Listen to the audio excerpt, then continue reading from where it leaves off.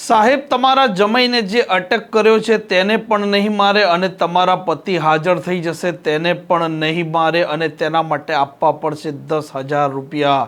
આ માંગણી કરી હતી એક પોલીસ કર્મચારીએ જે એલસીબીમાં ફરજ બજાવે છે અને અંતે તે એસીબીની ઝપાટે ચડે છે।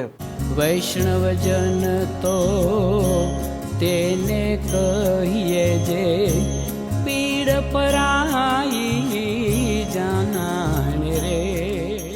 નમસ્કાર, આપ જોઈ રહ્યા છો નવજીવન ન્યૂઝ અને હું છું આપની સાથે તોફિક ગાંચી। ગુજરાતની પોલીસમાં એક શબ્દ હર હંમેશ ચર્ચામાં રહેતો હોય છે અને તે શબ્દ છે વહીવટદાર। જ્યારે કોઈ પણ વ્યક્તિ થાણામાં જતા હોય છે અને તે આરોપી છે અથવા તે ફરિયાદી તરીકે ત્યાં ગયા છે અને તેમનું કામ આ થાણામાં નથી થઈ રહ્યું તો આ થાણાના વહીવટદારને જો તે મળી રહે તો તેનું કામ આસાન થઈ જતું હોય છે।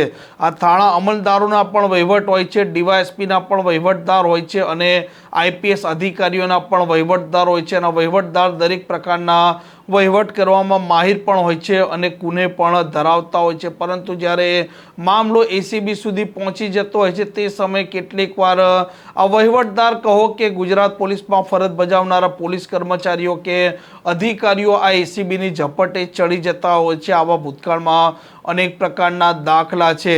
ફરી એક વખત એસીબીની ઝપટે ગુજરાત પોલીસમાં જ ફરજ બજાવતા આ એલઆરડી છે તે ચડ્યા છે અને તે 10,000ની લાંચ લેતા ઝડપાયા છે।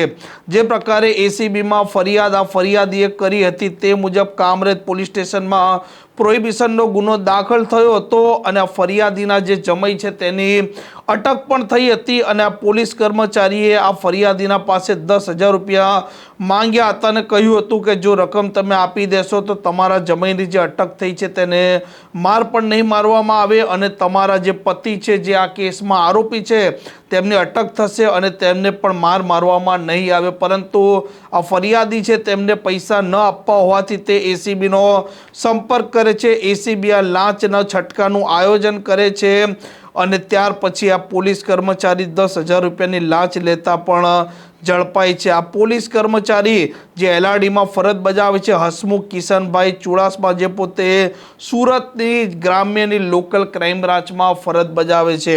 અત્યારે એસીબીની ઝપટે ચડેલા આ પોલીસ કર્મચારી તેમની કસ્ટડીમાં છે। હવે તે જેલ ભેગા પણ થશે, આગળની કાયદેસરની કાર્યવાહી પણ થશે। આ વહીવટદાર પણ હોઈ શકે કે પછી અન્ય કોઈ સાહેબના ખાસ પણ હોઈ શકે, તે તપાસના અંતે જ ખબર પડશે। આ પ્રકારના સમાચાર પ્રકારના અહેવાલ માટે નવજીવન ન્યૂઝની આ ચેનલ જોવાનું ને સબસ્ક્રાઇબ કરવાનું ભૂલતા નહીં। નમસ્કાર। વૈષ્ણવજન તો તેને કહીએ જે પીડ પરાઈ